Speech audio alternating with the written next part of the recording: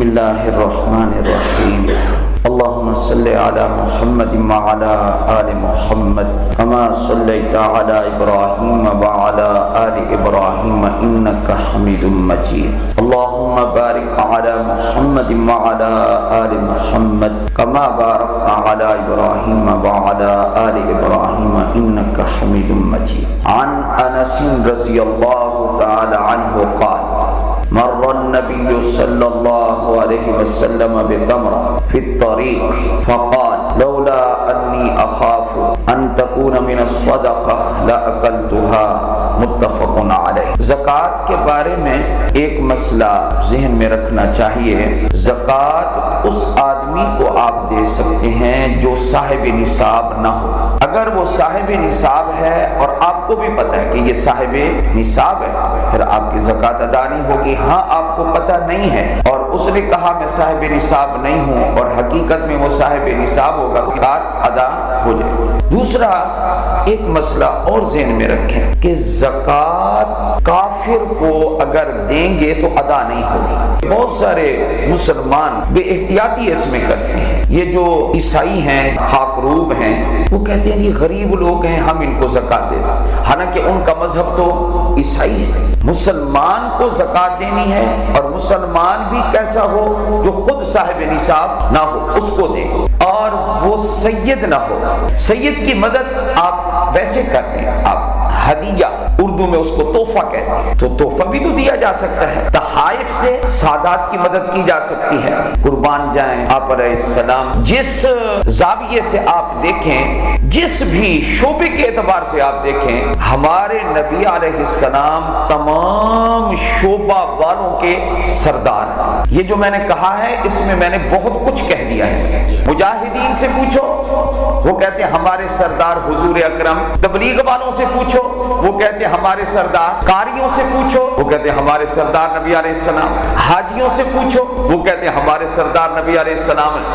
عالموں سے پوچھو، وہ کہتے ہیں ہمارے سردار، اور تو اور خود نبیوں سے پوچھو تو وہ کہتے ہیں ہمارے سردار بھی حضور اکرم صلی اللہ علیہ وسلم۔ تقویٰ اتنا تھا آپ کی زندگی میں جس کی کوئی حد نہیں ہے، اور آپ نے جو جماعت تیار کی ہے، صحابہ رضی اللہ تعالیٰ عنہ مجمعین، جو کچھ وہ پڑھتے تھے اس پر پورا عمل کرتے تھے، جس کی وجہ سے ان کی تھوڑی سی بات میں بھی اثر ہوتا تھا۔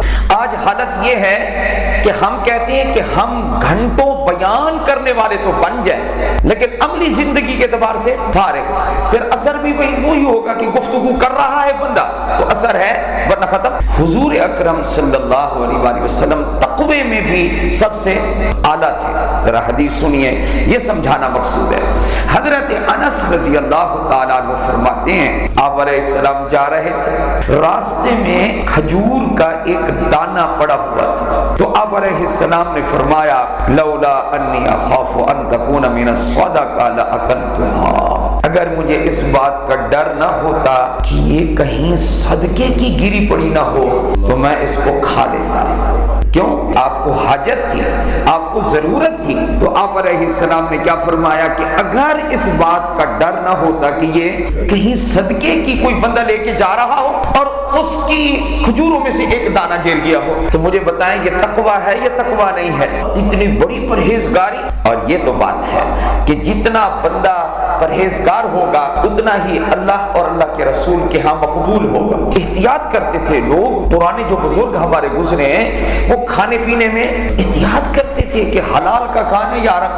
آج بھی کوئی اکا دکا بندہ پوچھنے کے لیے آ جاتا ہے، آج بھی مسئلے پوچھنے آ جاتے ہیں۔ ہمارے رشتہ دار بینک میں ملازمت کرتے ہیں، کیا ان کے گھر سے کھانا پینا جائز ہے یا جائز نہیں ہے؟ پھر ہم ان کو مسئلہ تفصیل سے بتاتے ہیں، وہ یہ تفصیل سے بتاتے ہیں کہ دیکھو اگر ان کی آمدنی ساری سود کی ہے پھر تو آپ نہیں کھا سکتے، اگر کچھ حلال کی ہے کچھ حرام کی ہے، کوئی اور ذریعہ بھی حلال کا ہے تو پھر کھانے کی اجازت ہے۔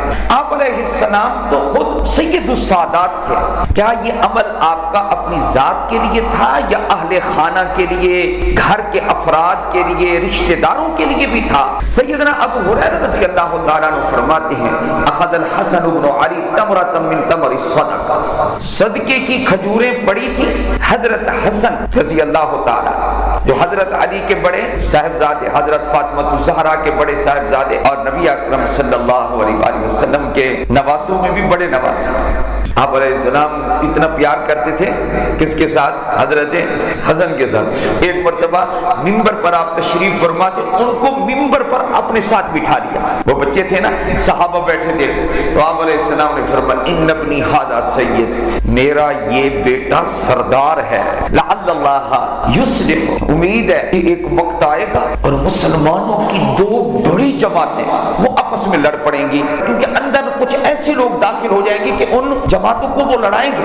ان کی اولادیں آج بھی پھر رہی ہیں جنہوں نے اس وقت لڑایا. تو آپ نے فرمایا مجھے اللہ سے امید ہے کہ میرے اس بیٹے کے ذریعے اللہ صلح کرا. بخاری میں روایت. چنانچہ دنیا نے دیکھا کہ حضرت علی حضرت امیر معاویہ کے درمیان میں جنگیں ہوئی رضی اللہ تعالیٰ عنہ. بالآخر حضرت علی دنیا سے تشریف لے گئے. حضرت حسن نے اپنا ہاتھ حضرت معاویہ کے ہاتھ پہ رکھ دیا اور فرمایا کہ میں بیعت کرتا ہوں. لڑائی ختم ہو گئی. خاندان نبوت نے حضرت امیر معاویہ کو قبول کر لیا، صلح کر لی. تو حضرت حسن بچے تھے، ان کا واقعہ سنیں کہ ایک مرتبہ انہوں نے صدقے کی کھجوروں میں سے ایک کھجور اٹھا کر منہ میں بھی ڈال لی. تو آپ علیہ السلام کو فوراً پتہ چلا. فقال النبی صلی اللہ علیہ وسلم کہا یہ کیا ہے، یہ کیا ہے، نکالو.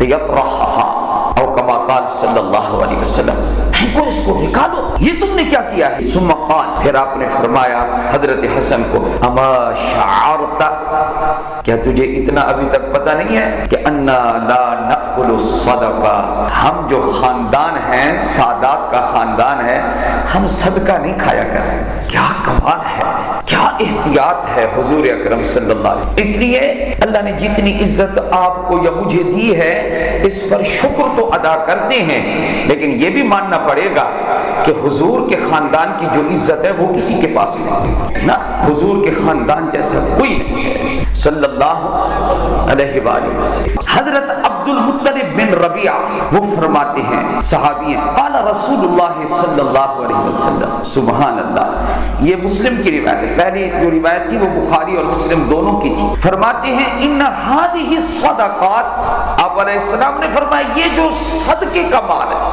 یہ جو زکوٰۃ کا مال ہے اور صدقات کا مال ہے، آپ نے فرمایا انما ہی اوساخ الناس، یہ لوگوں کا میل کچھ ہے.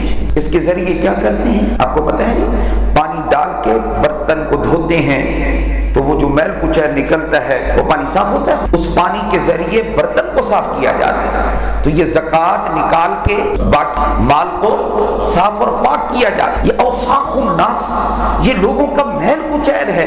اور آگے فرمایا وَإِنَّهَا لَا تَحِلُّ لِمُحَمَّدٍ وَلَا لِآلِ مُحَمَّدٍ صلی اللہ علیہ وسلم. اور یہ صدقات نہ محمد کے لیے جائز ہے نہ آل محمد کے لیے جائز ہے. اس لیے کسی بھی سید کو زکوٰۃ نہیں دینی. اور بھی بہت سارے زکوٰۃ کے مسائل ہیں.